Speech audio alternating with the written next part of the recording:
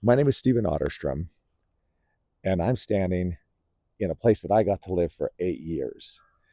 In 2011, I got an opportunity while working for Marriott to move up here and be a training manager for the two Marriott properties. Now, when I came up here, I discovered I wasn't making as big of money as I thought I did. And the only place that I could possibly afford to live here in beautiful Lake Tahoe was here in this affordable housing. You can see this is probably the most beautiful affordable housing location that ever existed.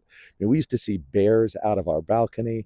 There were coyotes that we would come by and up and down the street. The temperature really rarely gets below 80 in the summer. And the winter, you get snow up to your armpits on some really good years. I learned a couple of other things here, and that is that affordable housing is not a permanent solution. I learned that affordable housing is actually deed restricted housing. And what that means is when this was built, a restriction was placed to say that they couldn't charge too much money for a certain amount of time. Once the deed restriction is up, which I'm not sure what it is on this now because it could have been renewed, but once the deed restriction is up, then rents can go to any amount they want. It can be converted into a new type of property, and an entire community will be displaced. I'm now standing a few hundred feet from those apartment complexes that I was just showing you. I got to see how that works when communities are displaced while I was living there. In fact, it wasn't the only place that I tried to get a place to stay. I had also put in an application to stay at the trailer park that was, again, just a few hundred feet down the road and also had its own private access to the lake. What I soon learned is that this was not a place that people were going to be allowed to keep. See, in 1950, the trailer park was built here in order to create a space where many people wanted to have their final home, where people would retire and be able to live in one of the most beautiful places on earth. They bought the trailer homes, they paid their dues, and then in the early 2000s, a developer came in with more nefarious plans. The developer came in with the idea that this was something way too nice for poor people to own. And as you can see behind me, they wanted to build a monstrosity. The trailers that existed here went all the way back from what used to be an old landing field prior to 1950 to the lake. It housed, when I came here, primarily people, seniors on fixed incomes. It also had the younger families. Many of the children who went to the school that my kids went to also lived in this space. Now, in order to make that transition, in order to push everybody out of this trailer park, they had to get permission from the Tahoe Regional Planning Authority. The Tahoe Regional Planning Authority was the only authority that had the ability to block this at the time.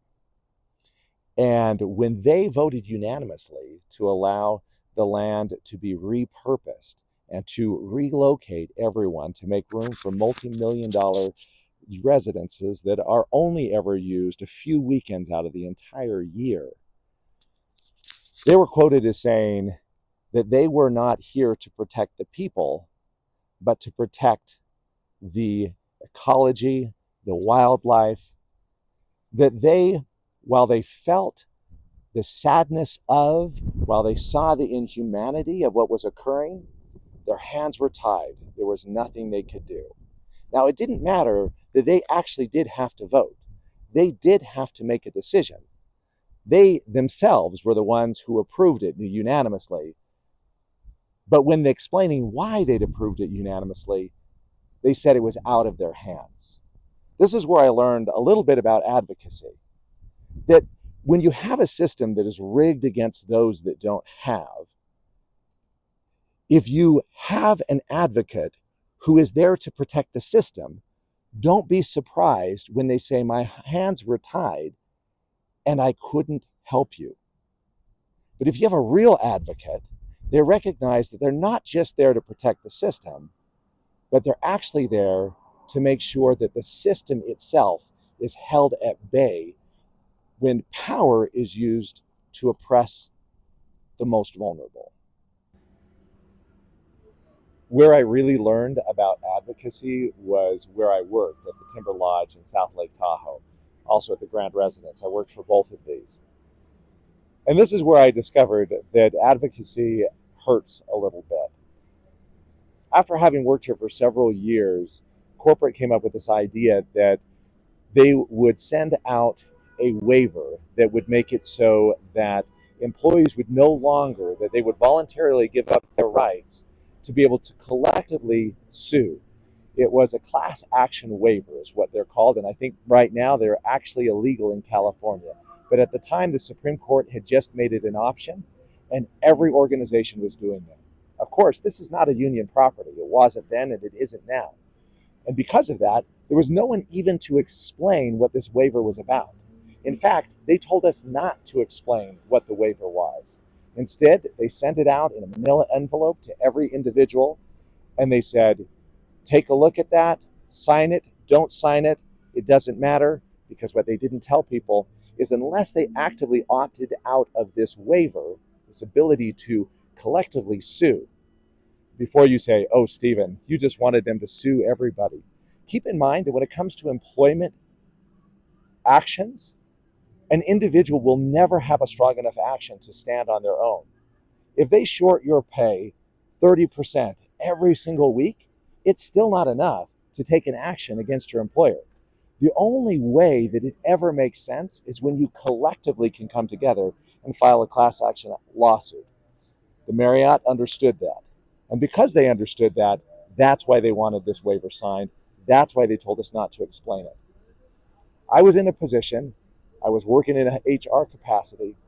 It was my job to protect the system, but I protected the people who worked here. I had went to every single stand-up. I made sure every single person on property understood what that waiver was, and I made my own template so that everyone could very easily put their name in and on the template and send it on so that they would opt out of this waiver. I faxed most of those from my office in the Human Resources Department. It was successful. Almost everyone on the property signed the waiver, and they gained no extra right over us. However, a couple months later, they discovered they didn't need my position anymore, and I was laid off. Now, Marriott, I don't have money for your lawsuit, so I'm not drawing any conclusion. But if anybody listening to this wants to draw their own conclusion, that is entirely up to you. The point is, advocacy is not there to protect the system. It's to protect us, to protect you from a system that was never made with you in mind.